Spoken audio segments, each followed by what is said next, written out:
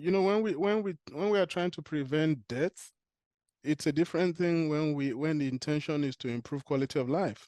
I mean, Mhm. preventing death looks like, oh, the ultimate thing. We want to prevent people from dying. Yes, Yeah. when they are now alive, what quality of life do they have? Okay, Mhm. so I totally agree with you that yes, it's one thing to try and prevent death, which is something that we know for a fact that if we're able to avoid malaria and many infections, we can actually prevent the deaths because it's typically the crisis that leads on to the death. So if we can Mhm. minimize, reduce the number of crises in a year to the barest minimum of zero, then we Mhm. can reduce death to just about the same level as every other kid.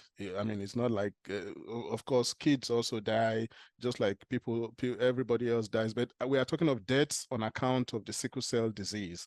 So Right. if we are able to bring it down to the level where it is almost the same as every other kid, that's fine.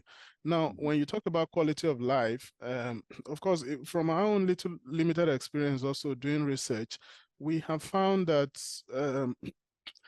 vitamins can be very useful, okay? For many of us, when we take vitamins, we take them as we look at them as a luxury. Like, if I have the spare cash, I would take some Mhm. vitamins, you know.